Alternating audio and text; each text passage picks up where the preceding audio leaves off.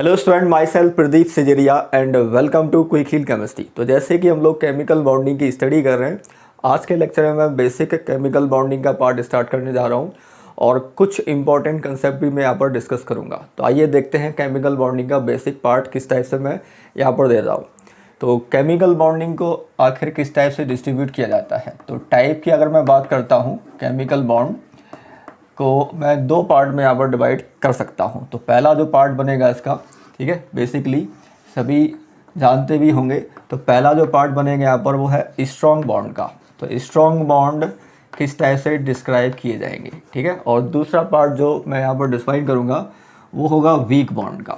तो weak bond की category में कौन कौन आएगा और इनकी बॉन्ड एनर्जी किस टाइप की हमारी हो सकती है। तो स्ट्रॉन्ग बॉन्ड में हमारे पास जो कैटेगरी डिस्क्राइब की गई है वो है अपने पास आयनिक बॉन्ड की। तो आयनिक बॉन्ड यहाँ पर हमें देखना होगा। और आयनिक बॉन्ड का जो दूसरा नाम है जिसको हम लोग बोलते हैं इलेक्ट्रोवैलेंट बॉन्ड। तो इलेक्ट्रोवैलेंट बॉन्ड के नाम से भी इसको हम लोग देख सकते हैं, ठीक है। तो मैं एक एक करके इन सभी को एक करके इसको इन सभी को डिस्क्राइब करूँगा और डिस्क्राइब करते टाइम मैं कुछ इंपॉर्टेंट कंसेप्ट की बात करूँगा यहाँ पर।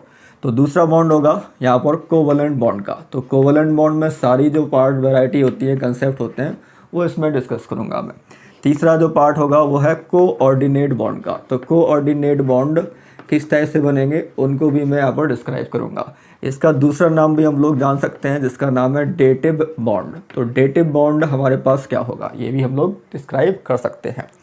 और अगला जो यहाँ पर मैं डिसाइड करूँगा जिसका नाम है मेटालिक बॉन्ड। तो मेटालिक बॉन्ड को भी मैं यहाँ पर डिफाइन करूँगा, ठीक है। तो एक एक करके सारी चीज़ें हम लोग देख सकते हैं।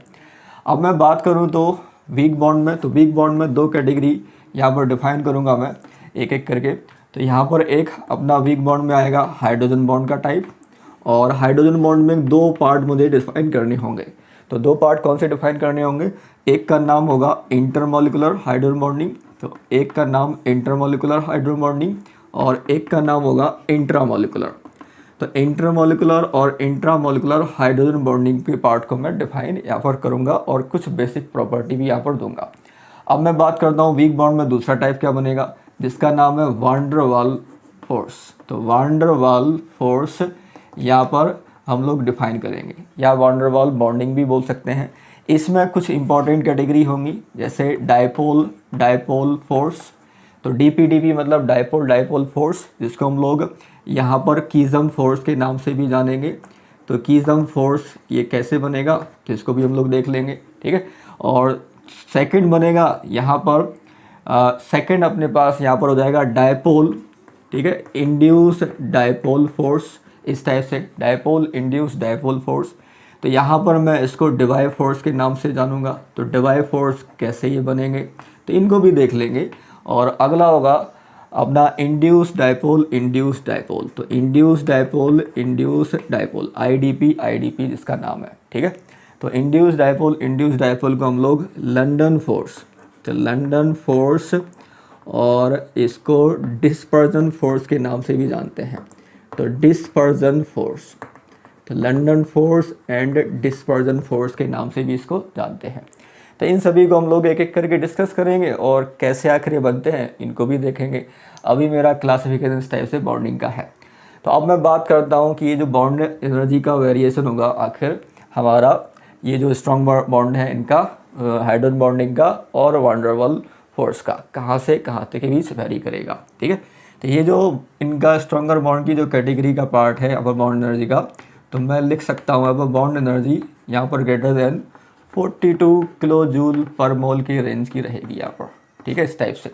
और हाइड्रोजन बॉन्डिंग की अगर मैं बात करता हूँ तो ये जो बॉन्ड का पार्ट है, बॉन्ड एनर्जी का पार्ट, वो क्या हो जाएगा, बॉन्ड एनर्जी का जो वेरिएशन है यहाँ पर ग्रेटर दैन इक्वल टू यहाँ पर 8 लिख सकते हैं और लेस दैन 42 किलो जूल पर मोल का लिख सकते हैं। इसके लिए वान डर वाल, ये हाइड्रोजन बॉन्डिंग के लिए रहेगा। वान डर वाल के लिए अगर मैं बात करता हूँ तो वान डर वाल के लिए क्या होगा, तो वान डर वाल फोर्स तो बहुत ही वीक हो जाएंगे हाइड्रोजन से भी। तो उनका जो बॉन्ड एनर्जी का जो पार्ट आएगा, तो बॉन्ड एनर्जी का जो पार्ट आएगा लेस दैन 8 किलो जूल पर मोल की बॉन्ड एनर्जी का पार्ट आएगा। तो ये किलो जूल पर मोल में हमारा रहेगा, ठीक है। तो किलो जूल पर मोल की पार्ट में इस टाइप से बॉन्ड एनर्जी लेस दैन 8 इस टाइप से रखी जाएगी, ठीक है। तो बेसिकली हम लोग बोल सकते हैं बॉन्ड एनर्जी के सेक्शन से कि स्ट्रॉन्गर बॉन्ड अपना ये कुछ इस टाइप का होता है, एक कैटेगरी है, और वीक बॉन्ड में हमारी ये कैटेगरी बन जाएगी, जिसमें से वैन डर वाल्स फोर्सेस तो बहुत ही वीक फोर्स अपने कहलाएंगे। ठीक है, तो इस टाइप से मैं क्या करूँगा, इन सभी को एक एक करके डिस्कस करूँगा। ओके, ये हम लोग अब इलेक्ट्रोवैलेंट बॉन्ड और आयनिक बॉन्ड को डिस्कस कर लेते हैं। ठीक है, तो इसके कुछ इंपॉर्टेंट पॉइंट क्या होंगे, तो आइए डिस्कस कर लेते हैं। तो आयनिक बॉन्ड और इलेक्ट्रोवैलेंट बॉन्ड किस तरह से बनेगा। The chemical bond formed between two or more atoms as a result of the complete transfer of one or more electron from one atom to another atom, ठीक है, is called ionic और electrovalent bond। तो जब electron का complete transfer होता है तो यहाँ कैटायन बनेगा और एनायन बनेगा अपने पास। ठीक है, तो कैटायन और एनायन जब बनेंगे अपने पास तो वहाँ पर हमें कैटायन और एनायन को आपस में कंबाइन करना है, तो उनके बीच जो बॉन्ड है उसी को हम लोग क्या बोलते हैं, आयनिक बॉन्ड। ठीक है, तो इलेक्ट्रोपॉजिटिव एटम लूज इलेक्ट्रॉन सभी जानते हैं, और first A to third A ये इलेक्ट्रोपॉजिटिव एलिमेंट जो इलेक्ट्रॉन को लूज करेंगे, तो यहाँ से हमारे पास कैटायन डेवलप होगा। इलेक्ट्रोनेगेटिव एटम गेन इलेक्ट्रॉन, तो इलेक्ट्रोनेगेटिव एटम इलेक्ट्रॉन क्या करेगा, लेगा। तो fifth A to seventh A ये इलेक्ट्रॉन को गेन करने वाले, तो यहाँ से एनायन बनेगा। तो कैटायन और एनायन बनने का जो टेंडेंसी हो जाएगा, तो दोनों को आपस में कंबाइन करेंगे, तो कंबाइन करने का जो पार्ट है अट्रैक्शन है, उसी को हम लोग बोलते हैं electrostatic force of attraction between cation and anion is called ionic bond और इलेक्ट्रोवैलेंट बॉन्ड। ठीक है, तो आखिर अब ये हमारे पास कैटायन कैसे बनना है और एनायन कैसे बनना है, तो मैं यहाँ से कुछ एग्जाम्पल निकाल के देख लेता हूँ, फिर उसके बाद देखता हूँ कि आयनिक बॉन्ड कैसे हमारा फॉर्म हो जाता है। ओके, तो आइए अब मैं इसका एग्जांपल ले लेता हूँ कि कैसे हमारा कैटायन और एनायन बनना है। तो अगर मैं कोई एलिमेंट ले लेता हूँ, अपने पास मेटल है M, ठीक है, तो ये गैसियस आइसोलेटेड होना चाहिए, तभी यहाँ से क्या हो सकता है, आराम से इलेक्ट्रॉन निकल जाएगा। ठीक है, तो इलेक्ट्रॉन अगर ये लूज़ करेगा तो ये किस में जाएगा, M पॉजिटिव, ये गैसियस प्लस इलेक्ट्रॉन। ठीक है, तो हमारा ये जो ग्रुप होगा, तो ग्रुप अपने पास जो इलेक्ट्रॉन लूज़ करने का है first A to third A, इस टाइप से हमारे पास रहेंगे। तो मेरे पास अगर मैं X ले लेता हूँ, कोई एलिमेंट है जो इलेक्ट्रॉन को गेन कर लेगा, तो गेन करने के बाद ये एनायन बना लेगा, तो गैसियस आइसोलेटेड होगा, तो आसानी से आउटर सेल में इलेक्ट्रॉन को ऐड कर सकता है। अगर सॉलिड होगा तो उसमें से इलेक्ट्रॉन आसानी से ऐड नहीं हो पाता, तो यहाँ पर गैसियस आइसोलेटेड एलिमेंट ही लेना है, एटम लेना है। तो X नेगेटिव और M पॉजिटिव ये बन जाएगा। तो अब ये दोनों होंगे M पॉजिटिव ये गैसियस, ठीक है, प्लस X नेगेटिव ये भी क्या है, गैसियस, आपस में इलेक्ट्रोस्टैटिक फोर्स ऑफ अट्रैक्शन के थ्रू जुड़े होंगे। ठीक है, इलेक्ट्रोस्टैटिक इसलिए बोला जा रहा है क्योंकि यहाँ पर दो चार्ज हैं, एक पॉजिटिव वाला और एक नेगेटिव वाला, तो दो चार्ज के बीच जो फोर्स लगता है उसी को हम लोग बोलते हैं इलेक्ट्रोस्टैटिक फोर्स ऑफ अट्रैक्शन। तो यहाँ से मेरे पास क्या बन जाएगा, Mx बन जाएगा, और एक किस स्टेट में रहेगा, सॉलिड में। तो ये आयनिक फॉर्म बना लेता है, तो यही अपना क्या है, आयनिक, यहाँ पर सॉलिड के फॉर्म में रहता है, तो आयनिक सॉलिड में इसको बोल सकता हूँ। तो Mx एक आयनिक कंपाउंड क्रिएट हो चुका है। ठीक है, तो इस तरह से हमारे पास आयन के फॉर्म में electrostatic force of attraction generate होगा और आयनिक बॉन्ड बन जाएगा। ठीक है, तो अब मैं बात कर लेता हूँ कि जैसे कि मेरे पास जो सोडियम है, तो सोडियम के पास एक इलेक्ट्रॉन अपना आउटर सेल में है, आसानी से क्या कर देगा, निकाल देगा, लूज़ कर देगा, तो Na पॉजिटिव में आ जाएगा, ये इलेक्ट्रॉन निकाल दिया इसने। ठीक है, और Cl अपने पास क्लोरीन है, हेलोजन फैमिली का है, और इसके आउटर सेल में 7 इलेक्ट्रॉन है, एक चाहिए रहता है इसको ऑक्टेट कंप्लीट करने के लिए, तो एक इलेक्ट्रॉन गेन कर लेगा, Cl नेगेटिव में कन्वर्ट हो जाएगा। ठीक है, अब Na पॉजिटिव और ये किस में, गैसियस में, Cl नेगेटिव ये भी क्या है, गैसियस में है, तो क्या बन जाएगा, एक NaCl का अपना एक सॉलिड फॉर्म बन जाता है। ठीक है, तो ये आयनिक कंपाउंड इस तरह से क्रिएट हो जाता है। तो आयनिक बॉन्ड कैसे बनना है, तो इसकी कंडीशन आप लोगों को आ चुकी होगी। अब मैं इसके इलेक्ट्रॉनिक कन्फिगरेशन की बात करूंगा कि आखिर कैटायनिक का और एनायनिक का इलेक्ट्रॉनिक कन्फिगरेशन कैसे और क्या हो जाता है। ठीक है, तो आइए हम लोग अब इसके इलेक्ट्रॉनिक कन्फिगरेशन की बात करते हैं कि जैसे कि मैंने सोडियम लिया था यहाँ पर, तो एग्जाम्पल के फॉर्म में मैं बात करूँगा। तो एग्जाम्पल मेरा यही था कि सोडियम था, तो सोडियम के पास मेरे पास है यहाँ पर ये गैसियस आइसोलेटेड में है। ठीक है, तो अगर मैं इसका इलेक्ट्रॉनिक कन्फिगरेशन देखता हूँ तो 2,8, कितना है यहाँ पर 1। ठीक है, टोटल इलेक्ट्रॉन 11 इस टाइप से है।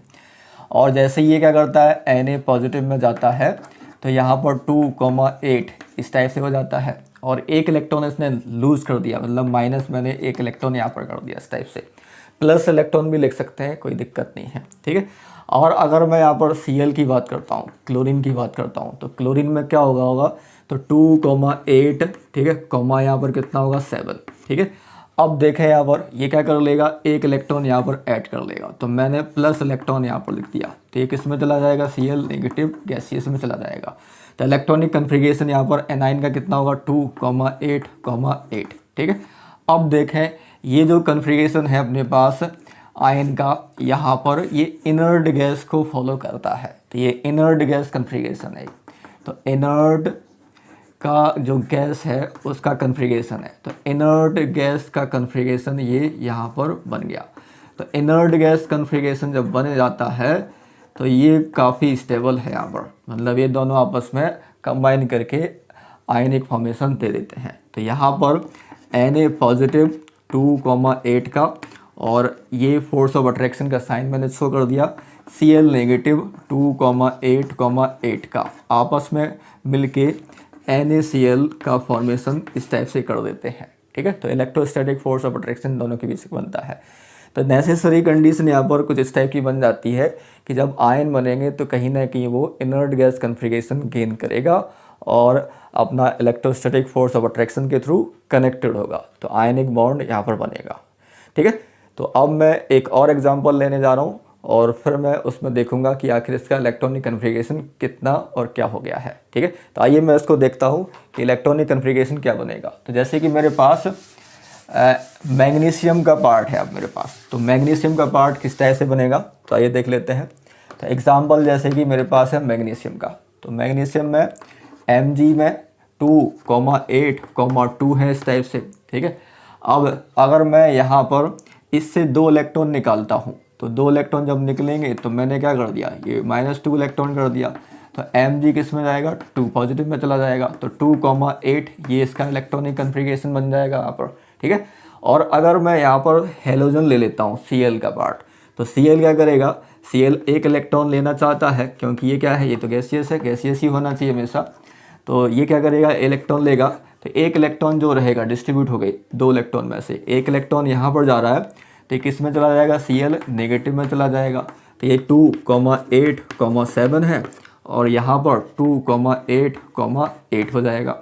और दूसरा क्लोरीन, अगर दूसरा इलेक्ट्रॉन क्लोरीन वाला ले देगा इस टाइप से, तो गैसियस है, दूसरा इलेक्ट्रॉन यहाँ पर ये दे दिया, तो Cl नेगेटिव ये भी चला गया इस टाइप से। तो 2,8,7 इसका था और 2,8,8 इसका भी हो गया है।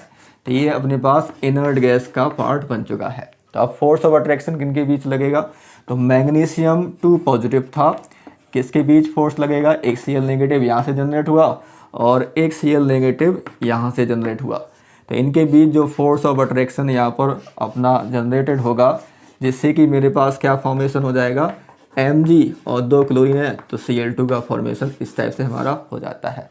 तो अच्छा खासा आयनिक सॉलिड यहाँ पर भी एक बन जाता है MgCl2 का, ठीक है। तो इस टाइप से हम लोग आयनिक बॉन्ड की बात करते हैं, ओके। आइए हम लोग अब बात कर लेते हैं इलेक्ट्रोवैलेंसी की। तो इलेक्ट्रोवैलेंसी आखिर आयनिक कंपाउंड में किस टाइप से बनेगी, तो उसके लिए तो number of electrons transfer during ionic bond formation, तो जितने भी नंबर ऑफ इलेक्ट्रॉन ट्रांसफर होते हैं आयनिक बॉन्ड फॉर्मेशन में, उतने के बराबर हम लोग क्या कर लेंगे, इलेक्ट्रोवैलेंसी कैलकुलेट कर लेंगे। तो total number of electron transfer check कर लो। तो जैसे कि अगर मैं बात करता हूँ, मैं NaCl की बात करता हूँ, तो अभी अभी हम लोगों ने NaCl का एग्जाम्पल देखा। तो NaCl में जो इलेक्ट्रॉन का पार्ट ट्रांसफ़र होता है वो कितने का होता है, तो यहाँ पर हमारे पास Na था, ये क्या करता था, एक इलेक्ट्रॉन ये निकाल के किसको दे देता था, Cl को दे देता था। तो Cl जो था वो एक इलेक्ट्रॉन यहाँ पर गेन करके क्या कर लेता था, Cl नेगेटिव में अपना आयन बना लेता था इस टाइप से। तो इलेक्ट्रॉन का जो यहाँ पर ट्रांसफ़र वो कितने का है, एक इलेक्ट्रॉन का है। तो इलेक्ट्रोवैलेंसी कितनी हो जाएगी, 1 हो जाएगी, ठीक है। इस टाइप से इलेक्ट्रोवैलेंसी हमारी दी जाएगी। अगर मैं यहाँ पर MgF2 की बात कर लूँ, तो MgF2 में इलेक्ट्रॉन का ट्रांसफ़र कितने का होगा, तो मैग्नीशियम रहा होगा, तो मैग्नीशियम में क्या किया इसने, मैग्नीशियम 2 पॉजिटिव बनाया, तो 2 इलेक्ट्रॉन ये ट्रांसफ़र कर दिया होगा किसको, F नेगेटिव को एक एक करके, क्योंकि 2 फ्लोरीन है तो एक फ्लोरीन को एक इलेक्ट्रॉन, तो 2 फ्लोरीन को 2 इलेक्ट्रॉन, इस टाइप से हमें देने पड़ेंगे। तो ट्रांसफ़र अपने 2 इलेक्ट्रॉन यहाँ पर होंगे, तो इलेक्ट्रोवैलेंसी जो होगी Mgf2 की वो कितनी हो जाएगी, 2 हो जाएगी। तो इस टाइप से हम लोग इलेक्ट्रोवैलेंसी काउंट कर सकते हैं। ओके, तो आइए हम लोग अब बात कर लेते हैं essential condition for ionic bond formation. तो इसमें 3 इंपॉर्टेंट कुछ कंडीशन है अपने पास जो आयनिक बॉन्ड फॉर्मेशन में हमें ध्यान में रखना होगा। तो पहली कंडीशन है हमारे पास आयोनाइजेशन एनर्जी की। तो आयोनाइजेशन एनर्जी शुड बी लो, ये बहुत कम होना चाहिए। दूसरा है इलेक्ट्रॉन गेन एंथैल्पी, जिसको हम लोग बोलते हैं electron affinity, should be high, बहुत ज़्यादा होना चाहिए, अच्छी खासी। और तीसरी जो इम्पोर्टेंट है, ओवरऑल जो लैटिस एनर्जी का पार्ट है वो शुड बी हाई, अच्छा खासा होना चाहिए। तो 3 कंडीशन को ध्यान में रखते हुए हम लोग क्या करते हैं, आयनिक बॉन्ड फॉर्मेशन करते हैं। तो आखिर में ऐसे क्यों बोल रहा हूँ, तो देख लेते हैं। IE शुड बी हाई, आखिर ऐसा क्यों है। तो जैसे कि मेरे पास सोडियम था, सोडियम ने क्या किया, एक इलेक्ट्रॉन निकाल दिया, तो क्या किया Na पॉजिटिव, और इसमें इलेक्ट्रॉन निकल चुका है। तो अगर मेरे पास एक कैटायन अच्छा बनेगा, गुड कैटायन बनेगा, तभी जाके हमारे पास आयनिक बॉन्ड बनने की कंडीशन आ पाएगी। अगर ये कैटायन ही नहीं बने तो आयनिक बॉन्ड की कंडीशन नहीं आ पाएगी। तो जैसे कि सभी जानते हैं आयोनाइजेशन एनर्जी की डेफिनेशन क्या होती है। तो इलेक्ट्रॉन को जब हम लोग क्या करते हैं, आउटर सेल से निकालते हैं, तो मिनिमम से minimum amount of energy ionization energy कहलाती है। और गैसियस आइसोलेटेड एटम से ही निकालना होता है। जो लूजली हेल्ड इलेक्ट्रॉन होता है वो आसानी से निकलेगा, अगर ये टाइटली होगा तो आसानी से नहीं निकलेगा। तो हमें गैसियस आइसोलेटेड एटम से ही निकालना होगा इलेक्ट्रॉन, तभी जाएगा एक अच्छा अपना कैटायन बन पाएगा। ठीक है, तो अगर हमारे पास जो इलेक्ट्रॉन है वो आउटर सेल से नहीं निकले मिनिमम से मिनिमम अमाउंट एनर्जी पर, मतलब इसका ये हुआ कि न्यूक्लियस उसके इलेक्ट्रॉन को टाइटली बांधे हुए है, तो हमें ज़्यादा से ज़्यादा एनर्जी देनी पड़ेगी। ज़्यादा एनर्जी देंगे तब जाके वो भूला भटका अपना एक कैटायन बना पाएगा, मतलब एक अच्छा कैटायन नहीं होगा, मतलब एक अच्छा पॉजिटिव चार्ज वाला नहीं होगा। तो इसका मीनिंग ये हो गया होगा कि अब मुझे समझ में आ चुका है कि IE हमें लो रखनी पड़ेगी, तभी जाके क्या बनेगा, एक गुड एनायन, गुड अपना क्या बनेगा, कैटायन यहाँ पर बन जाएगा। तो गुड कैटायन इस तरह से हमारे पास बनेगा, क्योंकि IE में पॉजिटिव चार्ज वाला सेक्शन यहाँ पर क्रिएट किया जाएगा। इलेक्ट्रॉन गेन एंथैल्पी में क्या होगा, नेगेटिव चार्ज वाला सेक्शन। तो नेगेटिव चार्ज सेक्शन कैसे आएगा, तो जैसे कि Cl नेगेटिव है, यहाँ पर एक इलेक्ट्रॉन जब ये ऐड करेगा तो ये क्या होगा, Cl नेगेटिव में अपना आयन बनाएगा। तो एक गुड एनायन बनाने के लिए, तो गुड एनायन बनाने के लिए हमारे पास क्या होना चाहिए, एक ऐसा गैसियस आइसोलेटेड एटम होना चाहिए जिससे कि यहाँ पर इलेक्ट्रॉन ऐड हो, और इलेक्ट्रॉन ऐड होते टाइम अच्छी खासी एनर्जी क्या कर सके, वो रिलीज कर सके। तो यहाँ पर इलेक्ट्रॉन गेन एंथैल्पी क्या होनी चाहिए, अच्छी खासी होना चाहिए, हाई होना चाहिए। अगर ये सपोज करो कि यहाँ पर अगर मैं बोल दूँ कि इलेक्ट्रॉन ऐड हो रहा है, तो इलेक्ट्रॉन जब ऐड होगा और कम से कम एनर्जी यहाँ पर रिलीज कर रहा होगा, इसका मतलब ये हुआ कि उस एटम के न्यूक्लियस ने इलेक्ट्रॉन को जल्दी से क्या कर दिया, अपने आप में शामिल कर लिया। मतलब वहाँ से हमारे पास एक अच्छा एनायन इतनी जल्दी नहीं बनेगा। वहाँ पर हमेशा एक कंडीशन यहाँ पर डेवलप होनी चाहिए कि एनायन जब भी बनेगा और उसमें इलेक्ट्रॉन जब ऐड हो रहा होगा, इलेक्ट्रॉन ऐड कहाँ पर होता है, आउटर सेल में ऐड होता है। तो इलेक्ट्रॉन जब वो ऐड होता है तो अच्छी खासी एनर्जी वहाँ पर रिलीज करता है। अगर रिलीज एनर्जी बहुत कम है तो वो एक अच्छा एनायन नहीं होगा। ठीक है, इस बात से हमें ये कंफर्म हो जाता है गुड एनायन बनाने के लिए एक अच्छा खासा इलेक्ट्रॉन गेन एंथैल्पी रिलीज होना चाहिए, हाई होना चाहिए। ठीक है, तो गुड एनायन हमारे पास बन जाएगा। तीसरी कंडीशन है लैटिस वाली। तो लैटिस एनर्जी को मैं अब डिटेल्स में डिस्कस करूंगा कि लैटिस एनर्जी आखिर अपनी होती कैसे है और ये हाई कैसे रहेगी। ठीक है, तो गुड एनायन, गुड कैटायन जब तक नहीं बनेंगे तब तक अपना आयनिक बॉन्ड फॉर्मेशन नहीं हो पाएगा। और तीसरा जो एसेंशियल कंडीशन इसका बन जाता है लैटिस एनर्जी का। तो आइए हम लोग अब लैटिस एनर्जी को डिस्कस करते हैं। तो लैटिस एनर्जी क्या होगी, ओके। आइए हम लोग अब इसके आयनाइजेशन एनर्जी और इलेक्ट्रॉन गेन एंथैल्पी, जिसको हम लोग इलेक्ट्रॉन एफिनिटी का नाम दे रहे हैं, इसका कुछ एग्जांपल डिस्कस कर लेते हैं, फिर मैं लैटिस एनर्जी का सेक्शन लेने जा रहा हूँ। तो जैसे कि हम लोग देख चुके हैं कि गुड कैटायन और गुड एनायन बनना है तो कंडीशन क्या है, तो लेसर आयनाइजेशन एनर्जी का सेक्शन है, जिससे कि हमारे पास greater tendency to form cation, अच्छी खासी कैटायन बनने की टेंडेंसी आएगी। और हायर इलेक्ट्रॉन एफिनिटी है तो greater tendency to form anion होगा, मतलब गुड एनायन बनेगा। तो एग्जांपल जैसे कि मैंने ले लिया Na पॉजिटिव का अच्छा एक टेंडेंसी होता है कैटायन बनने का। उसके बाद यहाँ पर Mg2 पॉजिटिव का हो जाएगा, उसके बाद क्या होगा Al3 पॉजिटिव का हो जाएगा। ठीक है, तो अब ये कैसे मैंने डिसाइड किया, तो यहाँ पर जैसे कि अगर मैं देखता हूँ Na पॉजिटिव से अच्छा खासा इलेक्ट्रॉन निकल जाएगा जल्दी से, तो कैटायन जल्दी बनेगा, मतलब ये हुआ। तो Ie का ऑर्डर यहाँ पर ये दिया गया है, तो Ie का ये ऑर्डर है अपने पास। तो Ie में अगर मैं बोलता हूँ Ie में Na पॉजिटिव, Mg2 पॉजिटिव और Al3 पॉजिटिव का ऑर्डर क्या किस टाइप का बनेगा, तो अगर मैं इनके साइज़ का ऑर्डर बना लेता हूँ तो Ie का ऑर्डर आ जाएगा। जिसकी Ie कम उसमें कैटायन की टेंडेंसी अच्छी खासी हो जाएगी, ठीक है। और कैटायन जब अच्छी खासी टेंडेंसी की बनेगा तो गुड कैटायन वो कहलाएगा। तो Na पॉजिटिव, Mg2 पॉजिटिव और Al3 पॉजिटिव में साइज़ का फैक्टर लगा लो। तो जैसे कि सभी जानते हैं एटॉमिक साइज़ अगर ज़्यादा है, ठीक है, एटॉमिक साइज़ अगर ज़्यादा है तो वो न्यूक्लियस से काफ़ी दूर है, और जब वो न्यूक्लियस से काफ़ी दूर होगा तो मिनिमम से मिनिमम अमाउंट ऑफ एनर्जी से इलेक्ट्रॉन निकल जाएगा। तो Ie कम है, ठीक है, ऐसे में इसका साइन बना सकता हूँ। तो Ie कम, एटॉमिक साइज़ ज़्यादा है मतलब, या एटॉमिक साइज़ ज़्यादा तो Ie कम देनी पड़ेगी, इस टाइप से हम बोल सकते हैं, ठीक है। तो एटॉमिक साइज़ का ऑर्डर देख लो। तो एटॉमिक साइज़ में हम लोग कैसे चेक करेंगे, तो मेरे पास एक रिलेशनशिप और है एटॉमिक साइज़ का। अगर मैं इसका रीजन इस साइज से देता हूँ तो एटॉमिक साइज़, ठीक है, एटॉमिक साइज़ यहाँ पर जो होगा वो inversely proportional to of Z effective अपना कहलाता है। एक फैक्टर हम लोग इसको भी अप्लाई कर सकते हैं एटॉमिक साइज़ के फैक्टर में, ठीक है। तो Z इफेक्टिव कहलाता है इफेक्टिव न्यूक्लियर चार्ज। अब जैसे कि Na पॉजिटिव, Mg2 पॉजिटिव और Al3 पॉजिटिव, क्या ये साइज़ का ऑर्डर है, क्या ये Ie का ऑर्डर है, किसका ऑर्डर है, मैंने यहाँ पर लिख दिया साइज़ या Ie, ठीक है। ये किसका ऑर्डर है ये हमें फाइंड आउट करना है, ठीक है, जो मैंने यहाँ पर अरेंज किया है। तो अगर मैं इसको अरेंज कर रहा हूँ तो उसी के लिए मैं रीजन दे रहा हूँ। एटॉमिक साइज इन्वर्सली टू और Z इफेक्टिव कहलाता है इफेक्टिव न्यूक्लियर चार्ज, ठीक है। तो इफेक्टिव न्यूक्लियर चार्ज जैसे कि यहाँ पर ये सभी चीज़ें जो हैं वो आइसो इलेक्ट्रॉनिक हैं। तो आइसो इलेक्ट्रॉनिक स्पीसीज़ जब भी आ जाती हैं, तो आइसो इलेक्ट्रॉनिक स्पीसीज़ जब भी आएंगी वहाँ पर Z इफेक्टिव जो निकालेंगे वो Z/E से निकालेंगे। ये बहुत ही खास है, Z/E से हम लोग निकाल सकते हैं। अब Z/E कैसे अप्लाई करना है तो देख लें।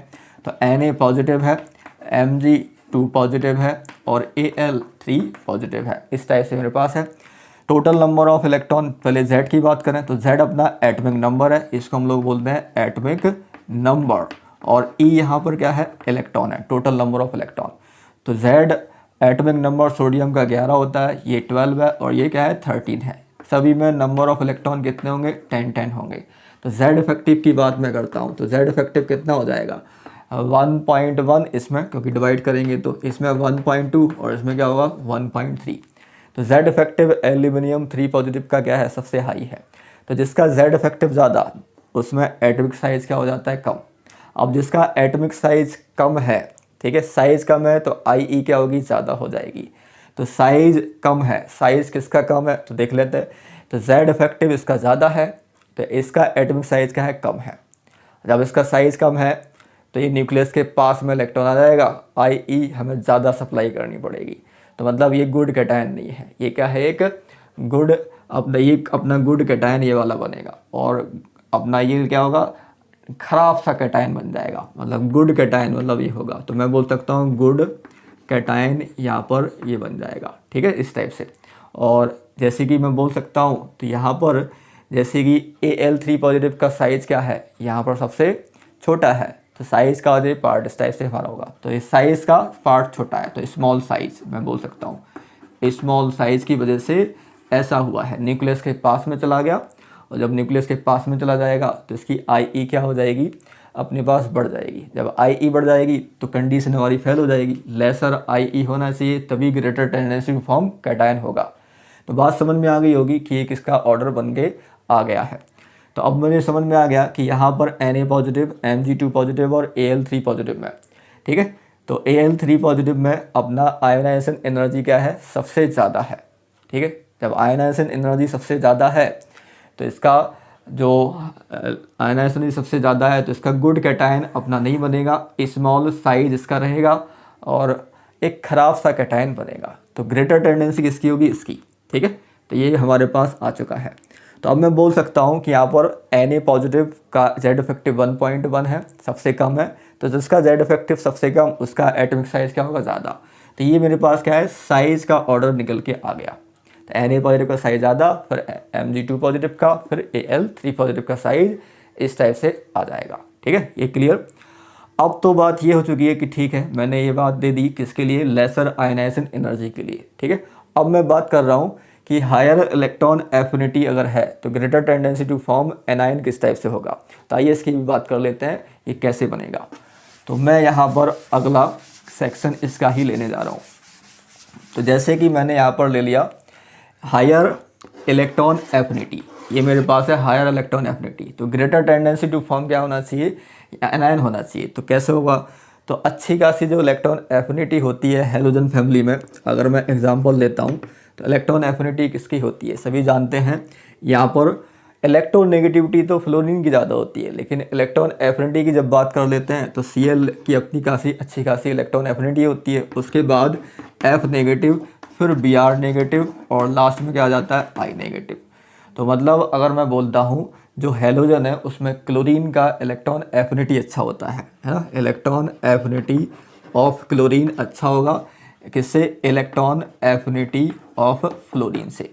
ठीक है, तो इलेक्ट्रॉन एफिनिटी का मीनिंग समझ रहा होगा कि इसमें Cl नेगेटिव बनेगा और इसमें F नेगेटिव बनेगा। अब ये छोटे साइज का होता है, तो छोटे साइज में इलेक्ट्रॉन जब ऐड होगा, इलेक्ट्रॉनिक रिपल्सन काम करता है, तो वहाँ पर इलेक्ट्रॉन एफिनिटी खराब हो जाती है, इसलिए ये ऑर्डर उल्टा हो जाता है इस टाइप से। ठीक है, तो Cl नेगेटिव अच्छा एनाइन बनेगा, F नेगेटिव, Br नेगेटिव और लास्ट में I नेगेटिव बनता जाएगा, इस टाइप से हमारा होगा। ये साइज अपना क्या है, इसमें नंबर ऑफ सेल ज़्यादा हो जाएंगी तो न्यूक्लियस का आउटर सेल पर अट्रैक्शन वीक होता जाता है, तो इलेक्ट्रॉन वो इतनी आसानी से फिर बैठ नहीं पाएगा। ठीक है, फिर वो सेल से बाहर ही निकलने की कोशिश करेगा, अट्रैक्शन मिनिमाइज हो जाता है, इसलिए यहाँ पर गुड एनायन बनने की टेंडेंसी ख़राब हो जाती है। तो साइज बढ़ेगा, एनायन बनने की टेंडेंसी ख़राब, इस टाइप से हम बोल सकते हैं। और यहाँ पर हम थोड़ा सा इलेक्ट्रॉनिक रिपल्सन देखेंगे, तो Cl अच्छा खासा एनायन है, तो ग्रेटर टेंडेंसी टू एनायन बनने का ऑर्डर इस टाइप से हो जाएगा। ठीक है, ऐसे ही ले सकते हैं F नेगेटिव, ठीक है, O2 नेगेटिव और N3 नेगेटिव, इस टाइप से। ठीक है, तो अब जैसे कि इसका साइज अपना सबसे छोटा है, इलेक्ट्रॉनिक रिपल्सन इतना काम नहीं करेगा क्योंकि तीनों के जो एटॉमिक साइज हैं वो कांस्टेंट रेशियो से आगे बढ़ते हैं। ठीक है, इतना ज़्यादा डिफरेंस होता नहीं है, इसलिए हम लोग यहाँ पर सीधा लेफ़्ट टू राइट वाला रीजन लगाएंगे एटॉमिक साइज़ का। लेफ़्ट टू राइट साइज़ क्या होता है, डिक्रीज होता है, तो इलेक्ट्रॉन न्यूक्लियस के पास में रहेगा, जल्दी से वो ऐड होगा, highest amount of energy release करेगा। ठीक है, तो इलेक्ट्रॉन एफिनिटी अपनी अच्छी खासी F नेगेटिव की, फिर O2 नेगेटिव की, फिर N3 नेगेटिव की। मतलब F नेगेटिव जो है वो क्या है, greater tendency to form anion, anion अच्छा खासा बनेगा। ठीक है, ये एनायन क्या है, अच्छा खासा है। उसके बाद 2 नेगेटिव वाला, फिर N3 नेगेटिव वाला बन जाएगा। ठीक है, तो इस तरह से हम लोग क्या कर रहे हैं, रीज़न दे रहे हैं कि आखिर हमारे पास आयनिक बॉन्ड फॉर्मेशन में कंडीशन क्या हो जाती है। तो समझ में आ चुका होगा कि कैसे हमें इसको चेक करना है। ठीक है, अब मैं बात करूंगा ओवरऑल लैटिस एनर्जी की। तो जैसे ही हमारे पास लेसर IE और हाई EA होगा, तो अब मेरा जो सेक्शन आएगा लैटिस एनर्जी का वो बहुत इंपॉर्टेंट होगा। तो आइए बात करते हैं लैटिस एनर्जी की। ओके, अब मैं बात कर लेता हूँ लैटिस एनर्जी की, जो हमारा आयनिक बॉन्ड फॉर्मेशन में बहुत ही इंपॉर्टेंट पॉइंट रहेगा। ठीक है, तो लैटिस एनर्जी हाई होना चाहिए, ये हमारा आयनिक बॉन्ड फॉर्मेशन का तीसरा पॉइंट कहलाता है। तो जब भी मैं लैटिस एनर्जी की बात करूंगा तो मेरा लैटिस एनर्जी का प्रेजेंटेशन है Le और डेल्टा H लैटिस। तो एनर्जी का फॉर्म होता है जिसको एंथैल्पी बोलते हैं, लैटिस एंथैल्पी, और इसको प्रेजेंट करते हैं डेल्टा H से। ठीक है, तो इसकी जो डेफिनेशन है सिंपल है, the energy required to separate ion in isolated gaseous form of ionic solid. ठीक है, तो आयनिक सॉलिड को अगर मैं क्या करूँगा, ये मेरे पास आयनिक सॉलिड बना हुआ था, इससे मैं इनके आयन को सेपरेट करूँगा। तो आयन क्या बनेगा, M पॉजिटिव गैसियस और X नेगेटिव, और ये क्या होगा, गैसियस। ठीक है, तो यहाँ से जो एनर्जी रिक्वायर्ड होगी तो डेल्टा H जो आएगा वो यहाँ पर क्या आएगा, अपने पास लैटिस कहलाएगा। अब ये लैटिस वाला पार्ट क्या होना चाहिए, ये हाई होना चाहिए, ये हाई होना चाहिए, ये हमें चेक करना है। तो अगर ये हाई होगा तो क्या होगा, एक अच्छा खासा आयनिक सॉलिड होगा। ठीक है, तो अब इसकी जो कंडीशन है अपने पास, अपनी जो एनर्जी रिक्वायर्ड होती है आयनिक सॉलिड को उसके आयन को आयन में चेंज करने वाली, तो जितनी भी लैटिस एनर्जी रिक्वायर्ड होती है उसको हमें हाई देखना है। अगर वो हाई होगी तो हम लोग बोल सकते हैं वो लैटिस क्या होगा, एक अच्छा खासा आयनिक सॉलिड होगा, या आयनिक कंपाउंड होगा, या आयनिक बॉन्ड स्ट्रॉन्गर होगा उसका। तो अब मैं बात करता हूँ फैक्टर अफेक्टिंग लैटिस एनर्जी की, ठीक है। तो फैक्टर अफेक्टिंग लैटिस एनर्जी किस किस पर हमें डिपेंड करनी पड़ेगी या किस किस पर डिपेंड ये हो सकती है। तो लैटिस एनर्जी को चेक करना है तो बहुत ही इम्पोर्टेंट यहाँ पर उसके साइज और उसके चार्ज पर हमें देखना होगा। साइज और चार्ज अगर हम लोग देख लेंगे तो हमें समझ में आ जाएगा कि लैटिस एनर्जी किसकी ज़्यादा हो सकती है और किसकी कम हो सकती है। तो आइए अब मैं बात कर देता हूँ फैक्टर अफेक्टिंग लैटिस एनर्जी की। ओके, तो आइए हम लोग लैटिस एनर्जी के फैक्टर अफेक्टिंग देख लेते हैं कि कौन कौन से फैक्टर होते हैं जो लैटिस एनर्जी को अफेक्ट कर सकते हैं। तो यहाँ पर बहुत ही बेसिक पार्ट में यहाँ पर ले रहा हूँ फैक्टर अफेक्टिंग लैटिस एनर्जी। तो ये फॉर्म मेरे पास है lattice energy directly proportional to of, यहाँ पर मैं लिखूँगा Z पॉजिटिव और Z नेगेटिव और डिवाइडेड बाई स्मॉल r। अब ये Z पॉजिटिव Z नेगेटिव और स्मॉल r क्या होगा, तो जैसे कि कोई ये आयनिक सॉलिड है, ये अपने पास पॉजिटिवली चार्ज वाला है और ये अपने पास नेगेटिवली चार्ज वाला है, मतलब ये कैटायन है और ये क्या है मेरे पास एनायन। इस तरह से मैंने कोई आयनिक सॉलिड ले लिया, तो यहाँ से लेके यहाँ तक और यहाँ से लेके यहाँ तक, तो ये R पॉजिटिव और ये R नेगेटिव, और यहाँ से के बीच की जो डिस्टेंस होगी ये स्मॉल r कहलाएगी, इंटर न्यूक्लियर डिस्टेंस ऐसे मैं बोल सकता हूँ, ठीक है। और इस पर जो चार्ज है वो Z पॉजिटिव है और इसका जो चार्ज है जो Z नेगेटिव है, तो ये चार्ज को डिनोट कर रहा है, ठीक है। ये क्या है, चार्ज है, कैटायन चार्ज और एनायन चार्ज, ठीक है, Z पॉजिटिव Z नेगेटिव, इस टाइप से मैंने यहाँ पर इसको शो किया है। तो दो फैक्टर मेनली यहाँ पर होते हैं लैटिस एनर्जी को अफेक्ट करने के लिए। तो एक जो फैक्टर है मैं यहाँ पर नाम दूंगा, एक का फैक्टर जो दिखाई दे रहा है चार्ज का, तो ये चार्ज को देखूंगा, ठीक है, एक फैक्टर है चार्ज। और मैं दूसरे फैक्टर की बात करूंगा यहाँ पर सेकंड, और जो होगा साइज, ठीक है। साइज में हम लोग दोनों को ही देखेंगे, R पॉजिटिव और R नेगेटिव को भी, ठीक है। तो अब दोनों फैक्टर को अगर मैं ध्यान से देखता हूँ तो कैसे मैं इसको कंपेयर कर सकता हूँ, तो बड़े एग्जाम्पल के थ्रू मैं यहाँ पर इसको देख रहा हूँ। अगर मैं चार्ज की बात कर रहा हूँ, ये चार्ज मेरे पास है, ठीक है, इसकी बात करूँ तो क्या होगा, जैसे कि मैंने यहाँ पर एग्ज़ाम्पल ले लिया यहाँ से NaCl इस टाइप से, ठीक है, MgCl2 और AlCl3, एक बेसिक एग्जांपल यहाँ पर मैंने ले लिया इस टाइप से, ठीक है। और इस साइड अगर मैं बात करता हूँ, यहाँ पर मैंने LiCl, NaCl और KCl की बात कर ली थोड़ी देर के लिए इस टाइप से। तो पहले मैं चार्ज देख लेता हूँ क्लियरली कि चार्ज क्या होगा। अब इसमें देखें Na positive Cl negative, Mg2 positive Cl negative, Al3 positive Cl negative, इस टाइप से हमारे पास दिए गए हैं। तो अब Cl नेगेटिव तो कांस्टेंट है, Na पॉजिटिव है, Mg2 पॉजिटिव है और Al3 पॉजिटिव है। Cl नेगेटिव यहाँ पर कांस्टेंट है, ठीक है, सभी में Cl नेगेटिव और Cl नेगेटिव। तो मैग्नीट्यूड ऑफ चार्ज अगर मैं बात करता हूँ तो lattice energy directly proportional to of magnitude of charge, ठीक है, मैग्नीट्यूड ऑफ चार्ज के डायरेक्टली प्रोपोर्शनल टू है, जैसे कि हम लोग ये देख चुके हैं यहाँ पर, ठीक है। तो यहाँ पर कितना होगा, यहाँ पर अगर मैं मैग्नीट्यूड लूँगा तो 1 आएगा, यहाँ पर 2 आएगा, यहाँ पर 3 आएगा, तो इसका ज़्यादा है, ठीक है। तो अब मैं बोल सकता हूँ कि लैटिस एनर्जी का जो ऑर्डर बनेगा, NaCl की लैटिस एनर्जी कम, MgCl2 की ज़्यादा और AlCl3 की इससे भी ज़्यादा, ठीक है। तो ये हमारे पास लैटिस एनर्जी का एक वेरिएशन आ गया है अगर मैंने सिंपली चार्ज को देखा, ठीक है। अब कोई बोलेगा भाई साइज़ को भी तो देखना पड़ेगा यहाँ पर, ठीक है, साइज़ को देखेंगे, लेकिन यहाँ पर अगर मैं बात करता हूँ अगर चार्ज और साइज़ की, तो मुझे क्या करना है, चार्ज को प्रेफरेंस देनी है, चार्ज को हम लोग क्या करेंगे, सिलेक्ट करेंगे। अगर बात आ जाती है साइज़ के साथ, ठीक है, साइज़ के साथ बात आ जाती है तो साइज़ को प्रेफरेंस ना देके हम लोग चार्ज को प्रेफरेंस देंगे। और जैसे कि इनकी साइज़ का इतना ज़्यादा वेरिएशन भी नहीं होता, आइसोइलेक्ट्रॉनिक है, तो साइज़ का वेरिएशन इतना ज़्यादा ना होने की वजह से भी साइज़ यहाँ पर अफेक्ट नहीं कर पाएगा जितना चार्ज अफेक्ट करेगा लैटिस एनर्जी को, ठीक है। तो बहुत ही शानदार एग्जाम्पल है। अब मैं यहाँ पर ले लेता हूँ साइज़ का, जिसमें टोटली साइज़ ही देखना पड़ेगा, चार्ज कुछ नहीं कर पाएगा। तो LiCl, NaCl और KCl। तो Li पॉजिटिव है, Cl नेगेटिव है, Na पॉजिटिव है, Cl नेगेटिव है, K पॉजिटिव है, Cl नेगेटिव है। अब Cl नेगेटिव का पार्ट तो सभी में है, मतलब एनायनिक रेडियस कांस्टेंट है, कैटायनिक रेडियस है जो देखता हूँ मैं, चार्ज भी क्या है, मैग्नीट्यूड सभी में +1 +1 +1, मतलब 1 1 1 का ही चार्ज है। तो चार्ज से तो पता चल ही नहीं पाएगा, तो यहाँ पर क्या लिखा जाएगा, साइज। तो lattice energy inversely proportional to of R positive plus R negative, इसको मैं चेक करना है। अब R पॉजिटिव और R नेगेटिव तो कांस्टेंट है, तो ये तो कांस्टेंट होगा अपने पास। तो जितना R पॉजिटिव बढ़ेगा, ठीक है, उसी के हिसाब से स्मॉल r भी बढ़ेगा, क्योंकि R पॉजिटिव और R नेगेटिव को ही हम लोग क्या बोल रहे हैं यहाँ पर, ये R positive plus R negative को ही हमारा क्या है, स्मॉल r है। और स्मॉल r जैसे ही बढ़ेगा तो लेटिस एनर्जी क्या हो जाएगी, लेटिस एनर्जी यहाँ पर डिक्रीज करेगी, ठीक है, इस टाइप से। तो देखा जा सकता है ये टॉप टू बॉटम के अपने आयन है। फर्स्ट ए में K पॉजिटिव का साइज ज़्यादा है, मतलब इससे जो लेटिस बनेगा वो कमज़ोर होगा, लेटिस एनर्जी इसकी कमज़ोर होगी, ठीक है। तो मैं बोल सकता हूँ कि LiCl यहाँ पर अच्छा खासा लेटिस, फिर NaCl और उसके बाद क्या बन जाएगा, KCl। ये हमारे पास लेटिस एनर्जी का ऑर्डर आ जाएगा, ठीक है।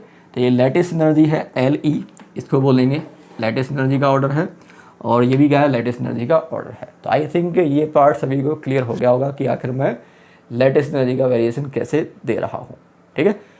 तो यहाँ तक आप लोग देखें, बड़े लेक्चर को अच्छे से देखें, बढ़िया से तरीके से देखें, हर एक पॉइंट को नोट करें और अच्छे से इसको प्रोसीड करें। मैं आगे इसके कुछ फैक्टर और लेने जा रहा हूँ, ओके। तो आइए हम लोग कुछ इंपॉर्टेंट फैक्टर की बात कर लेते हैं, जिसमें साइज ऑफ एनाइन चेक कर रहा है। तो साइज ऑफ एनाइन पर हम लोग कुछ इंपॉर्टेंट कंसेप्ट यहाँ पर लेके आए हैं।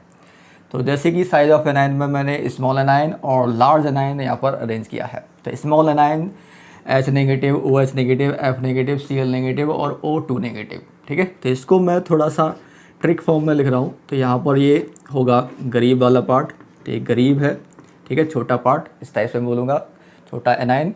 और लार्ज को मैं अमीर के इंसान के फॉर्म में लिख रहा हूँ, तो अमीर इंसान है ये, तो ये अमीर इंसान कहलाएगा, इस टाइप से, बड़ा वाला, ठीक है, बड़े आदमी है और ये छोटे आदमी हैं। और लार्ज एनाइन में sulphate ion SO4 2 negative, NO3 negative, HSO4 negative, HCO3 negative, CO3 2 negative, SO3 2 negative, ClO4 negative, Br negative, I negative, ठीक है। जिसमें से ये अपने पास Br negative, I negative simply क्या होते हैं, आसानी से बोले जाते हैं। तो ऐसे एनाइन जो सिंपली, जिनको बोलने में ज़्यादा टाइम लगे, sulphate SO4 SO4 2 negative, NO3 negative, इस टाइप से मैं बोलने की कोशिश कर रहा हूँ। यहाँ पर simply H negative, OH negative, F negative, Cl negative, O2 negative. तो ऐसे मैंने इसको डिस्ट्रीब्यूट किया है, ये गरीब से और ये अमीर से, मतलब ये स्मॉल एनायन है और ये लार्ज एनायन है। अब मैं इनके फैक्टर के फॉर्म में कुछ लेटिस एनर्जी को समझाने की कोशिश करूँगा, ठीक है, कि आखिर ये कैसे बोला जाएगा। तो सिंपली ये शॉर्ट फॉर्म में बोला जाता है, ट्रिक टाइप का है। तो कुछ ही पार्ट इसमें हमारे क्या होंगे, लेटिस एनर्जी के जो होंगे वो बोले जा सकते हैं, और बाकी जो मेन कंसेप्ट है उसके अकॉर्डिंग तो हमें बोलना ही है। तो जैसे कि मैं इनसे एग्जांपल लेता हूँ कि मेरे पास अगर इस टाइप का एग्जांपल है, ठीक है, यहाँ पर मैं एग्जांपल ले लेता हूँ, लेटिस एनर्जी का कंपेरिजन करना है, ठीक है। तो जैसे कि मैं ले रहा हूँ यहाँ पर LiF, NaF, ठीक है, और KF, ठीक है, RbF और CSF, इस टाइप से मैं ले रहा हूँ। लेटिस एनर्जी कंपेयर करिए, तो लिथियम जो है Li पॉजिटिव है और F नेगेटिव यहाँ पर है, इस टाइप से। और यहाँ पर मैं जा रहा हूँ तो साइज CS पॉजिटिव है और F नेगेटिव है, इस टाइप से। तो साइज जो कैटायनिक साइज है वो तो इंक्रीज करता जा रहा है। F नेगेटिव किसके साइज़ का है, कौन सी कैटेगरी में आता है, स्मॉल एनाइन। F नेगेटिव छोटे साइज़ का हो जाता है, तो छोटा कैटायन और छोटा एनाइन, मतलब ये भी गरीब, ये भी क्या है, गरीब, और ये भी क्या है, गरीब, इस टाइप से, ठीक है। और यहाँ पर मैं देखता हूँ तो ये बड़े साइज़ का है, तो इसको मैं क्या बोलूँगा, अमीर। और ये क्या है, अपने पास छोटे साइज़ का है, तो इसको मैं क्या बोलूँगा, गरीब। इस टाइप से मैं बोलने की कोशिश कर रहा हूँ। तो गरीब गरीब और अमीर गरीब सभी नेचुरल थिंग्स है, सभी जानते ही हैं। गरीब गरीब लोगों के बीच अच्छा बॉन्डिंग बनता है ना, अच्छी रिश्तेदारी होती है। और वहीं पर अगर मैं अमीर और गरीब की बात कर दूंगा तो इतनी अच्छी बॉन्डिंग नहीं होगी। एक अमीर इंसान है और एक गरीब इंसान है, अच्छा खासा बॉन्ड नहीं शो कर पाएगा, भेदभाव का इंसान आ जाएगा उसमें, ठीक है। तो मैं बोल सकता हूँ यहाँ पर इनका बॉन्डिंग इतना अच्छा नहीं है, इसका बॉन्डिंग अच्छा है। तो जिसका बॉन्डिंग अच्छा होगा वो अच्छा क्रिस्टल है अपने पास, वो अच्छा लैटिस होगा, है ना। तो लैटिस एनर्जी किसकी अच्छी हो जाएगी, LIF की, ठीक है। उसके बाद NAF की, KF की, RBF की, और सबसे लीस्ट CSF की हो जाएगी, जल्दी से ब्रेक। तो लैटिस एनर्जी का ये ऑर्डर इस टाइप से मैंने अरेंज कर दिया है, ठीक है। तो अगर मैं बात करता हूँ दूसरा एग्जाम्पल, यहाँ पर मैंने ले लिया इस टाइप से BeSO4 से मैं यहाँ पर जा रहा हूँ BaSO4 तक, ठीक है। सेकेंड ए के सल्फेट लेके जा रहा हूँ। तो यहाँ पर देखें ये छोटे साइज़ का है, स्मॉल, तो ये गरीब है, ठीक है। और सल्फेट अपना अमीर में आता है, तो सल्फेट अमीर हो जाएगा इस टाइप से, सल्फेट अमीर है। यहाँ पर देखें ये बड़े साइज़ का है, तो ये अमीर हो जाएगा, और ये भी क्या है, अमीर है, बड़े साइज़ का। अब दो अमीर अमीर के बीच रिश्तेदारी अच्छी है, अच्छी बॉन्डिंग है, अच्छा क्रिस्टल है, लैटिस अच्छा है। तो ये इसका जो अपना लेटेस्ट एनर्जी क्या होगा, इसका लेटेस्ट एनर्जी क्या होगा, हाई होगा, और इसका लेटेस्ट एनर्जी क्या होगा, अपना लो हो जाएगा। तो लेटेस्ट एनर्जी का सेक्शन हमारा बोला जा सकता है छोटे से कंसेप्ट के अकॉर्डिंग, ठीक है। तो यहाँ तक आप देखें और सारे जितने ही पॉइंट हैं उनको एक एक करके कंसेप्ट को कलेक्ट करें और क्वेश्चन देने की कोशिश करें, ओके। आइए हम लोग अब आगे के कंसेप्ट पर आगे बढ़ते हैं। तो जैसे कि सॉल्वेशन और हाइड्रेशन का कंसेप्ट है, तो सॉल्वेशन और हाइड्रेशन का कंसेप्ट कैसे फॉलो करना है, तो ये जो कंसेप्ट होगा लेटिस एनर्जी को भी डिफाइन करेगा, और लेटिस एनर्जी कैसे हमारे पास फाइंड आउट होगी उसको बहुत ही अच्छी तरीके से ये वाला इफेक्ट हमारा समझा सकता है। तो आइए समझते हैं सॉल्वेशन और हाइड्रेशन। तो सॉल्वेशन और हाइड्रेशन क्या है, तो बेसिक डेफिनेशन में मैं ऐसे लिखूंगा, व्हेन एनी कंपाउंड जनरली आयनिक और polar covalent it dissolve in polar solvent और in water, the different ion of the compound will get separated and will get surrounded by solvent molecule. This process is known as solvation or hydration. The energy released during this process is called solvation or hydration, ठीक है। तो ये हमारी तो basic definition है, solvation में हमें करना क्या है। तो आइए एग्जांपल से मैं इसको समझाने की कोशिश करता हूँ। तो जैसे कि अगर मैं एग्जांपल लेता हूँ इसका बेसिक, तो एग्जांपल में अगर मैं कोई आयनिक सॉलिड जनरली मैं लूँ या पोलर कोवलेंट सॉलिड, तो जैसे कि मैंने NaCl ले लिया, तो NaCl में Na पॉजिटिव रहेगा और Cl नेगेटिव, ठीक है। अब ये वाटर के अंदर जैसे ही डिजॉल्व होगा तो इसके जो आयन है Na पॉजिटिव और Cl नेगेटिव, इनके बीच तो फोर्स लग ही रहा है। कौन सा अपना फोर्स है अपने पास, आयनिक बॉन्ड वाला है, ठीक है। मतलब ये अपना आयनिक फोर्स तो लगा ही रहा है, आयनिक फोर्स तो लगा ही। जैसे ही वाटर में डिजॉल्व होगा तो वाटर में प्रेजेंट क्या है, HOH, ठीक है। तो अगर मैं वाटर में प्रेजेंट ऐसे करता हूँ O और ये H और ये H, वाटर में प्रेजेंट O और ये H और ये H, वाटर में प्रेजेंट O और ये H और ये H। अब ये पॉजिटिव चार्ज है, ऑक्सीजन पर पार्शली नेगेटिव और हाइड्रोजन पर पार्शली पॉजिटिव, ये जनरेट होगा, ये सभी जानते ही हैं इस टाइप से, ठीक है। ये वाला पार्ट इस टाइप से हमारे पास होगा। तो यहाँ से हमें क्या मिलेगा, इनके बीच क्या फोर्स ऑफ अट्रैक्शन लगने लगेगा, इनके बीच जो अपोजिट चार्ज है। जैसे ही वाटर के साथ ये NaCl का पार्ट अपना कांटेक्ट में आएगा, सिमिलरली इस साइड ये Cl नेगेटिव है, तो ये क्या करेगा, ये अपने वाटर में प्रेजेंट हाइड्रोजन पर जो चार्ज जनरेट हो रहा था पार्सली पॉजिटिव चार्ज, उसके साथ इंटरेक्शन में आएगा, है ना। इस टाइप से इंटरेक्शन में आएगा ये। तो इस टाइप से हमारे पास इंटरेक्शन बनता जाएगा, ठीक है। ये इंटरेक्शन इसके साथ बनता जाएगा। ऐसे में यहाँ पर कुछ पार्ट में इसको बोल सकता हूँ कि इंटरेक्शन कुछ इस टाइप से यहाँ पर होता जाता है। तो ये इंटरेक्शन यहाँ पर क्लोरीन का हाइड्रोजन के साथ बनता जाएगा, ठीक है। तो अगर मैं बोलता हूँ तो जैसे इंटरेक्शन और अच्छा खासा होगा तो सोडियम आयन टोटली क्या हो जाएगा, वाटर के ऑक्सीजन पार्ट से घिर जाएगा, ऐसे कुछ इस टाइप से घिर जाएगा, ठीक है। वाटर के ऑक्सीजन पार्ट से कुछ इस टाइप से हमारे पास घिर जाएगा, ठीक है, टोटली सराउंडेड हो जाएगा। यहाँ पर भी वाटर के कुछ ऑक्सीजन पार्ट से इस टाइप से सराउंडेड हो जाएगा, ठीक है। इस टाइप से हमारे पास सॉल्वेशन वाला पार्ट होता रहेगा। और यहाँ जैसे ही डिजॉल्व होगा इसके साथ Na पॉजिटिव वाटर के पार्ट के साथ, तो Cl भी क्या होगा, Cl भी अपना हाइड्रोजन के साथ अपना इंटरेक्शन बना लेगा। तो हाइड्रोजन के साथ कुछ इस टाइप का इंटरेक्शन हो जाएगा इसका, हाइड्रोजन के साथ कुछ इस टाइप का इंटरेक्शन हो जाएगा, ठीक है। हाइड्रोजन के साथ कुछ इस टाइप का इंटरेक्शन हो जाएगा, हाइड्रोजन के साथ कुछ इस टाइप का इसका इंटरेक्शन होता रहेगा, ठीक है। और जैसे इंटरेक्शन अच्छा खासा होगा तो इस प्रोसेस को ही हम लोग क्या बोल रहे हैं, सॉल्वेशन।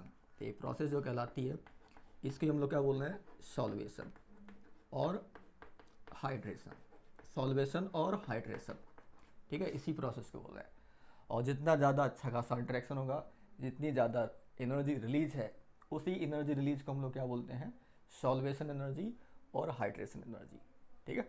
तो क्लियर हो जाना चाहिए, अगर मैं NaCl को वाटर में डिजोल्व कर रहा हूँ तो वो क्या हो जाता है, हाइड्रेटेड हो जाता है। तो यहाँ से क्या निकल के आएगा, यहाँ से Na पॉजिटिव, ये क्या हो गया, एक्वस मीडियम में चला गया। और यहाँ से ये क्या हो जाएगा, Cl नेगेटिव, ये भी क्या हो जाएगा, एक्वस मीडियम में चला जाएगा। तो इस टाइप से मैं बोल सकता हूँ Na पॉजिटिव हाइड्रेटेड हो गया और Cl नेगेटिव भी क्या होगा, हाइड्रेटेड हो चुका है। और कॉन्टैक्ट में जितनी एनर्जी रिलीज होगी वही एनर्जी अपनी सॉल्वेशन और हाइड्रेशन एनर्जी कहलाती है, ओके। तो आइए अब हम लोग सॉल्बिलिटी के कंसेप्ट को समझते हैं। हाइड्रेशन और सॉल्वेशन जैसे ही हमारे पास कवर अप हो जाता है तो मैं बात करना स्टार्ट कर दूंगा सॉल्युबिलिटी की। तो सॉल्युबिलिटी किस टाइप से डिफाइन कर पाएंगे, तो कोई भी कंपाउंड है, इफ़, ठीक है, कंपाउंड, ठीक है, जो भी है आर सॉल्युबल, अगर सॉल्युबल होना है इसको तो मेन फैक्टर हमें ये देखना होगा, हाइड्रेशन एनर्जी उसकी काफ़ी ज़्यादा होगी, किससे, लैटिस एनर्जी से, तभी जाके हमारे पास वो कंपाउंड अपना क्या हो पाएगा, सॉल्युबल हो पाएगा, सॉल्यूब हो पाएगा, अच्छे से डिजॉल्व हो पाएगा, ठीक है। तो ये कंडीशन को हमें बहुत ध्यान से चेक करना होगा, ठीक है। अब सभी जानते हैं हाइड्रेशन एनर्जी और लैटिस एनर्जी के जो फैक्टर हैं वो किस पर डिपेंड करते हैं। तो लैटिस एनर्जी का जो सेक्शन है, lattice energy directly proportional to of Z positive Z negative divided by R positive plus R negative, ये इस पर डिपेंड करेगा काफ़ी। तो लैटिस एनर्जी को हम लोग इस फैक्टर से चेक कर सकते हैं। और हाइड्रेशन एनर्जी को अगर मुझे चेक करना है तो ये 1/R positive plus 1/R negative के फैक्टर से भी चेक किया जा सकता है। ये दो फैक्टर कुछ इस टाइप से है, इनकी हेल्प लेके हम लोग क्या करते हैं, सॉल्बिलिटी का पार्ट चेक कर सकते हैं, ठीक है। तो अभी मैं सॉल्वेशन के कुछ इफ़ेक्ट ले रहा हूँ, कुछ अपने एप्लीकेशन ले रहा हूँ कि सॉल्वेशन जो मैंने अभी देखा था आयनिक कंपाउंड का, उसका एप्लीकेशन कैसे हो पाएगा। तो पहला जो एप्लीकेशन है उसका वो है हाइड्रेशन का, दूसरा एप्लीकेशन मैं लूँगा आयनिक मोबिलिटी का, तीसरा एप्लीकेशन इलेक्ट्रिकल कंडक्टिविटी का। तो 3 एप्लीकेशन मैं अभी डिस्कस करने जा रहा हूँ, ओके। तो आइए हम लोग अब बात कर लेते हैं एप्लीकेशन ऑफ सॉल्वेशन की। तो एप्लीकेशन ऑफ सॉल्वेशन में पहला जो एप्लीकेशन, जैसे कि मैंने बोला है, यहाँ पर फर्स्ट एप्लीकेशन की बात करूँगा मैं, हाइड्रेटेड रेडियाई। तो हाइड्रेटेड रेडियाई कैसे बनेगी, ठीक है। तो हाइड्रेटेड रेडियाई में बेसिकली हम लोग देख लेंगे, जैसे कि मैंने यहाँ पर कोई आयन लिया, ये मेरे पास लिथियम पॉजिटिव है, ठीक है। अब मुझे हाइड्रेटेड रेडियाई देखना है, मतलब ये क्या करेगा, वाटर में डिजॉल्व होगा, तो वाटर के आयन के साथ ये क्या करेगा, कांटेक्ट में आएगा। हाइड्रेटेड होगा मतलब कांटेक्ट में आएगा। तो कांटेक्ट में कैसे आएगा, तो जैसे कि अभी मैंने NaCl का पार्ट लिया था, तो ये पॉजिटिव पार्ट है, तो इससे कांटेक्ट में कौन आएगा, हाइड्रोजन वाला पार्ट तो आएगा नहीं, क्योंकि हाइड्रोजन पार्शियली पॉजिटिव चार्ज है, तो ऑक्सीजन वाला पार्ट इसके कांटेक्ट में आएगा। तो ऑक्सीजन के वाले पार्ट इसके कांटेक्ट में आएंगे तो बहुत सारे मॉलिक्यूल क्या होंगे, इसके सराउंडिंग में आ जाएंगे। अब बहुत सारे मैं क्यों बोल रहा हूँ, तो बड़े ध्यान से देखना आप, जो लिथियम है, लिथियम का जो अपना साइज होता है वो किस टाइप का होता है, छोटा सा साइज होता है इसका, है ना, छोटा सा साइज है, सभी जानते ही हैं लिथियम का जो साइज है बहुत ही छोटा है, स्मॉल आयन है। तो स्मॉल आयन के अकॉर्डिंग वाटर के काफ़ी मॉलिक्यूल, है ना, वाटर के क्या होंगे, काफ़ी मॉलिक्यूल अपने इसके सराउंडिंग में आ जाएंगे, मतलब कॉन्टैक्ट जो होगा वो काफ़ी वाटर के मॉलिक्यूल इसके कॉन्टैक्ट में आते जाएंगे, जैसे कि मैं यहाँ पर शो कर रहा हूँ। तो एक टाइप का क्या हो जाएगा, एक्वस स्फीयर जनरेट हो जाएगा, एक टाइप का क्या हो जाएगा, एक्वस स्फीयर जनरेट हो जाएगा।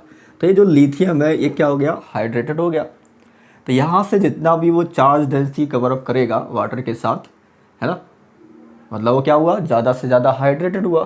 तो यही जो रेडियस बनेगी जहाँ तक वो चार्ज डेंसिटी अपना कवर अप कर रहा है, कांटेक्ट में आ रहा है, तो यही क्या कहलाती है, अपनी हाइड्रेटेड रेडियाई कहलाती है। तो हाइड्रेटेड, ठीक है, तो हाइड्रेटेड रेडियाई के नाम से हम लोग इससे बोलेंगे। और ये कैसे डिपेंड कर रही है, जितने ज़्यादा कांटेक्ट आ रहा है वाटर के मॉलिक्यूल लिथियम आयन के साथ, तो चार्ज डेंसिटी जितनी ज़्यादा है, चार्ज डेंसिटी, जितना डेंसिटी ज़्यादा होगा वाटर के साथ उतना हाइड्रेटेड रेडियाई होगा। तो चार्ज डेंसिटी इंक्रीज होगी। चार्ज डेंसिटी को कैसे देखा जाता है, ठीक है, चार्ज पर साइज रेशियो, चार्ज पर साइज रेशियो चार्ज डेंसिटी कहलाती है।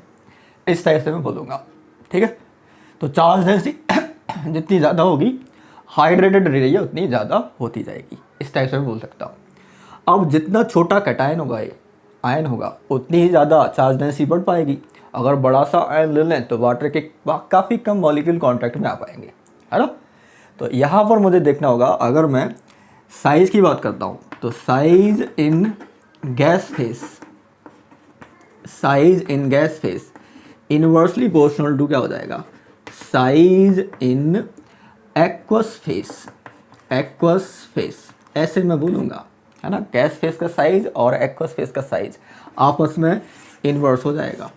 देखो पहले तो ये लिथियम क्या था, गैसियस था, जैसे ही वो एक्वस मीडियम में आया तो वो एक्वस हो जाएगा, तो हाइड्रेटेड साइज क्या हो जाएगा उसका, बढ़ता जाएगा, छोटा गैसियस, बड़ा एक्वस, इस टाइप से बोलूँगा। तो अगर मैं यहाँ पर लिथियम गैसियस, ठीक है, यहाँ पर मैंने ले लिया सोडियम गैसियस, और यहाँ पर मैंने ले लिया पोटेशियम गैसियस, और रुबिडियम यहाँ पर गैसियस, ऐसे ले लिया। तो साइज़ का ऑर्डर क्या बोलूँगा मैं, साइज़ का ऑर्डर सबसे बड़ा साइज़ क्या है, Rb positive, top to bottom वाले एलिमेंट है, साइज़ बढ़ता जाएगा। अगर मैं यहीं पर ऐसे बोल दूँगा Li एक्वस, Na एक्वस, और K पॉजिटिव एक्वस, और Rb पॉजिटिव, इसको भी मैंने क्या बोल दिया, एक्वस। अब बताइए साइज़ का ऑर्डर, तो हाइड्रेटेड साइज़ यहाँ पर बोली जाएगी।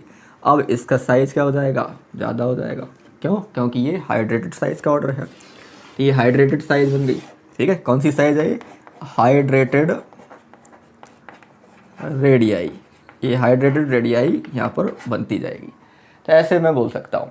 तो आप बड़े आराम से देखें इस कंसेप्ट को, और आराम से इसका आंसर हम दे सकते हैं। तो पहला एप्लीकेशन है हाइड्रेटेड रेडियाई का, ओके। तो आइए हम मैं दूसरा एप्लीकेशन लेने जा रहा हूँ सॉल्वेशन के लिए। तो सेकंड एप्लीकेशन जिसका मैं नाम बोलूँगा आयनिक मोबिलिटी। तो आयनिक मोबिलिटी किस टाइप से डिफाइन कर सकते हैं, ठीक है। तो आयनिक मोबिलिटी सभी जानते हैं, एक्वस सॉल्यूशन में जो आयंस अच्छी तरीके से मूव कर सकता है, फ्रीली मूव अगर है कर पाएगा वो, तो उसकी आयनिक मोबिलिटी क्या होगी, अच्छी खासी होगी। अगर वो ज़्यादा से ज़्यादा वाटर के मॉलिक्यूल के साथ घिर गया तो सिंपली उसका जो मूवमेंट है वो इतना फ्री नहीं रह पाएगा, तो आयनिक मोबिलिटी क्या हो जाएगी, डिक्रीज कर जाएगी, ठीक है। तो यहाँ पर मैं आयनिक मोबिलिटी को कैसे बोलूँगा, अगर एक्वस सॉल्यूशन वो क्या है, वो फ्री है, कम से कम वाटर के मॉलिक्यूल के साथ वो घिरा हुआ है, आयनिक मोबिलिटी अच्छी है। अब कम से कम वाटर के मॉलिक्यूल से घिरा हुआ मतलब कम से कम हाइड्रेटेड, ऐसे बोलूँगा, हाइड्रेशन क्या है उसकी कम है। तो ionic mobility inversely proportional to of hydration, ऐसे मैं बोल सकता हूँ। और हाइड्रेशन कब ज़्यादा हो पाता है, जब ज़्यादा से ज़्यादा वाटर के मॉलिक्यूल उस आयन से घिर जाते हैं, तो हाइड्रेशन ज़्यादा, और हाइड्रेशन ज़्यादा तो हाइड्रेटेड रेडियाई क्या होगी, ज़्यादा होगी।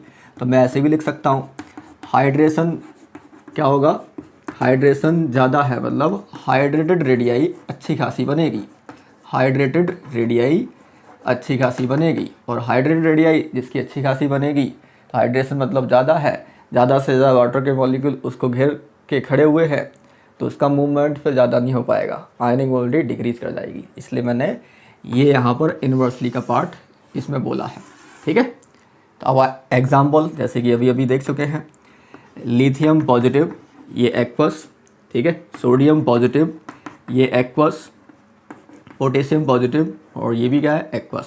बताइए हाइड्रेशन किसका अच्छा खासा है, तो हाइड्रेशन में Li पॉजिटिव छोटे साइज़ का है, अच्छा खासा हाइड्रेशन, और हाइड्रेशन टॉप टू बॉटम जाने पर क्या होता जाता है, डिक्रीज करता जाएगा, क्योंकि इसका साइज जो होता है वो बढ़ेगा और कम से कम वाटर के मॉलिक्यूल उसको घेर पाएंगे, तो हाइड्रेटेड साइज कम होता जाता है। तो ये हाइड्रेटेड साइज का ऑर्डर है, या हाइड्रेटेड रेडियाई या हाइड्रेशन। तो मैं बोल सकता हूँ ये हाइड्रेशन यहाँ पर बन चुका है, हाइड्रेशन या हाइड्रेटेड रेडियाई ऑर्डर। तो आयनिक मोबिलिटी क्या होगी, तो आयनिक मोबिलिटी का जो ऑर्डर होगा एकदम रिवर्स। तो लिथियम पॉजिटिव का एक्वस मीडियम में मूवमेंट सबसे कम है, और Na पॉजिटिव का मूवमेंट ज़्यादा हो जाएगा, K पॉजिटिव का और ज़्यादा हो जाएगा। ठीक है, तो आयनिक मोबिलिटी का ये ऑर्डर बन जाएगा। तो समझ में आ गया होगा आयनिक मोबिलिटी का मीनिंग किस टाइप से मैं बोल रहा हूँ। ओके, सो आइए अब मैं तीसरे एप्लीकेशन की ओर आगे बढ़ रहा हूँ। तो तीसरा जो एप्लीकेशन है वो है इलेक्ट्रिकल कंडक्टिविटी। ठीक है, तो थर्ड जो इसका इम्पोर्टेंट एप्लीकेशन बोला जाता है वो है इलेक्ट्रिकल कंडक्टिविटी। तो कंडक्टिविटी सभी जानते हैं, इलेक्ट्रिकल कंडक्टिविटी कैसे अच्छी हो पाती है, जब आयन का मूवमेंट एक्वस सॉल्यूशन में अच्छी तरीके से हो पाए। आयन का मूवमेंट होगा, इलेक्ट्रिकल कंडक्टिविटी बहुत फास्ट होगी, अच्छी खासी होगी। ठीक है, तो मैं बोल सकता हूँ आयनिक मोबिलिटी जितनी ज़्यादा, इलेक्ट्रिकल कंडक्टिविटी उतनी ही ज़्यादा, है ना। फ्री आयन अगर नहीं मिलेंगे, मूव नहीं कर पाएंगे, इलेक्ट्रिसिटी कंडक्ट नहीं हो पाएगी, इलेक्ट्रिकल कंडक्टिविटी लेस हो जाएगी। तो मूवमेंट अच्छा होना चाहिए। और सभी जानते हैं कि आयनिक मोबिलिटी जो होती है, अभी हम लोग इसको देख चुके हैं। तो ionic mobility inversely proportional to of hydration, ये मैं ऐसे लिख रहा हूँ। और जब इसके इन्वर्सली है तो इलेक्ट्रिकल कंडक्टिविटी के भी क्या होगा, इन्वर्सली प्रोपोर्शनल टू होगा हाइड्रेशन, ऐसे होगा अपने पास। तो अगर मैं एग्जांपल ले लेता हूँ यहाँ पर, जैसे कि Na पॉजिटिव एक्वस और K पॉजिटिव एक्वस, दोनों में आयनिक मोबिलिटी किसकी अच्छी खासी होगी। ठीक है, तो हाइड्रेशन जिसका लेस, कम से कम वाटर के मॉलिक्यूल उसके सराउंडिंग में, तो मूवमेंट अच्छा है। जब मूवमेंट अच्छा है, कंडक्टिविटी अच्छी है। तो अब साइज़ का पार्ट देख लो पहले। तो Na पॉजिटिव का छोटा साइज़ है और ये वाटर से ज़्यादा घिर जाएगा, तो ये क्या होगा, हाइड्रेटेड साइज़ का ऑर्डर हो जाएगा।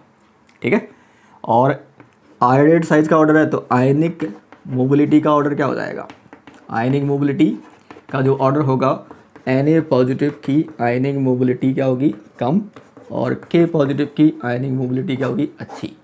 और जो आयनिक मोबिलिटी है वही क्या है, इलेक्ट्रिकल कंडक्टेंस है। तो यही अपना इलेक्ट्रिकल कंडक्टेंस का ऑर्डर बन जाएगा। ठीक है, तो इस टाइप से हम लोग इलेक्ट्रिकल कंडक्टिविटी का कंसेप्ट भी देख सकते हैं। तो आई थिंक सभी एप्लीकेशन आपके दिमाग में बैठ चुके हैं, कैसे हमें ऑर्डर को चेक करना है। ओके।